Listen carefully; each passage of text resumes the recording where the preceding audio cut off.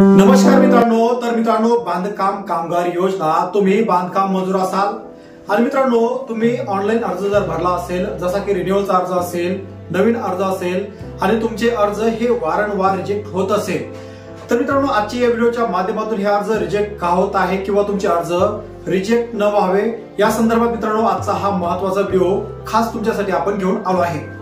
त्यामुळे या व्हिडिओमध्ये शेवटपर्यंत बनून राहा आणि मित्रांनो अशाच प्रकारचे महत्त्व इन्फॉर्मेटिव्ह व्हिडिओ मिळवण्यासाठी चॅनलला सबस्क्राइब करून बाजूला असलेल्या बेल आयकॉनला नक्कीच प्रेस करायचा आहे, अशाच प्रकारचे महत्त्वाचे व्हिडिओ तुमच्यापर्यंत सर्वात आधी पोहोचत राहण्यासाठी।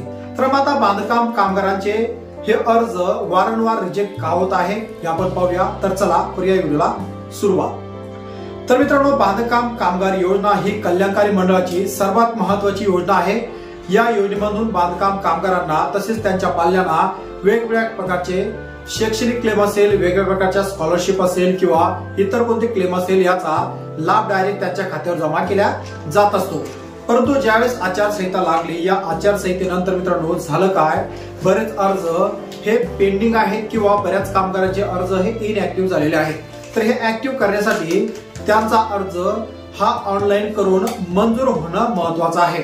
तर जवळपास 1 वर्षापासून बरेच कामगारांचे अर्ज हे इनएक्टिव्ह आहेत, म्हणजे नामंजूर आहेत। तर मग आता त्यांनी ग्रामसेवकचा जो 90 दिवसाचा फॉर्मेट असेल तो फॉर्मेट घेतला किंवा कॉन्ट्रॅक्टदार किंवा जे गव्हर्नमेंट इंजिनियर असेल यांचा 90 दिवसाचा हा नमुना घेतला असेल, तो नमुना ऑनलाईन केल्यानंतर सुद्धा त्यांचे अर्ज हे वारंवार रिजेक्ट होत आहेत। तर मग आता रिजेक्ट होण्याचे मित्रांनो 2 महत्त्वाचे कारण आहेत।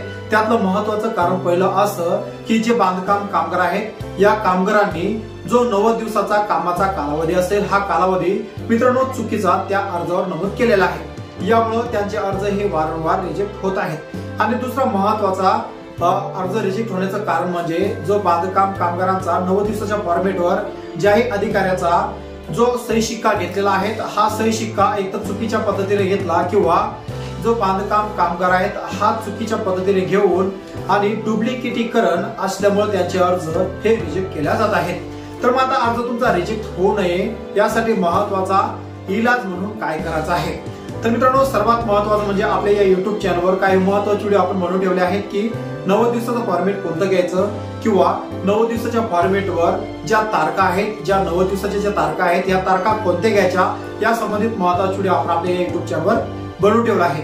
त्याचबरोबर मित्रांनो खाली डिस्क्रिप्शन बॉक्स मध्ये सुद्धा तारखा आपण त्या ठिकाणी दिलेल्या आहेत किंवा स्क्रीनवर सुद्धा तुम्ही पाहू शकता। अशा प्रकार तारखा तुम्ही टाकून तुमचा अर्ज ऑनलाईन करायचा आहे।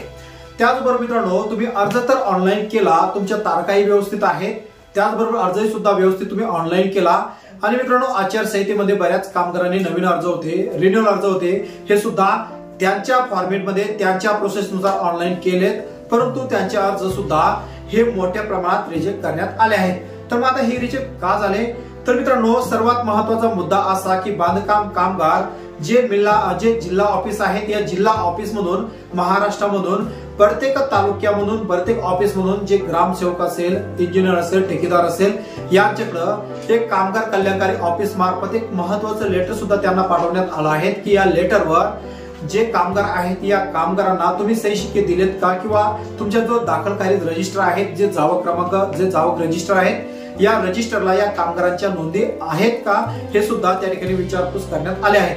परंतु मित्रांनो झालं काय, ग्रामसेवक असेल, ठेकेदार असेल, इंजिनियर असेल यांना त्या ठिकाणी काहीच घेण्याची गरज नाही।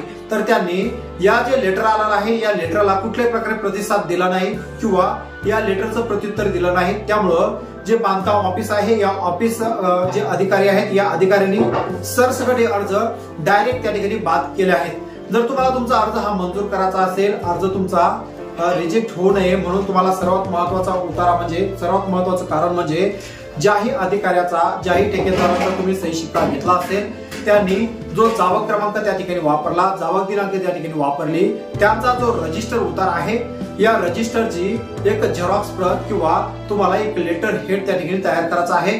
जसं की ग्रामपंचायतमधून तुम्हाला लेटर हेड घ्यायचा आहे, त्या लेटर हेडवर तुमचा एमएच नंबर, आधार नंबर, तुमचा मोबाईल नंबर, तुम्ही अर्ज ऑनलाईन कधी केला किंवा तुम्ही जावक क्रमांक कधी घेतला याची संपूर्ण मित्रांनो चौकशी दिनांक टाकायची आहे।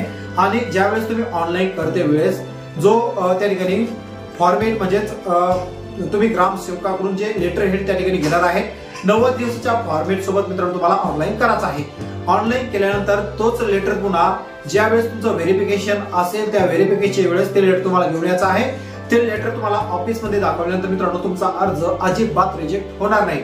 अशा प्रकारे ही संपूर्ण प्रोसेस तुम्ही वापरू शकता आणि तुमचा अर्ज रिजेक्ट होण्यापासून वाचू शकता।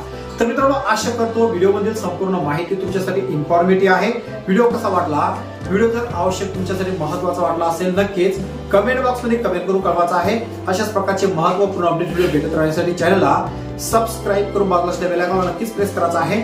मित्रांनो त्याचबरोबर आपल्या या YouTube चॅनल सोबत आपण एक महत्त्वाची वेबसाईट सुद्धा सुरू केली। ही वेबसाईट लवकरच आपण लॉन्च करणार आहोत। त्या वेबसाईटची सुद्धा लिंक मी खाली डिस्क्रिप्शन बॉक्स मध्ये ठेवली आहे। व्हॉट्सअप ग्रुप, टेलिग्राम चॅनल याची लिंक सुद्धा खाली डिस्क्रिप्शन बॉक्स मध्ये ठेवली आहे। त्याला जॉईन करून तुम्ही संपूर्ण प्रश्न उत्तर आपल्याला टेलिग्राम चॅनल आणि व्हॉट्सअप ग्रुप मित्रांनो विचारू शकता। तर मित्रांनो वाट पाहू एका व्हिडिओची नवीन तोपर्यंत टाटा बाबा, राम राम, जय श्रीराम, जय महाराष्ट्र।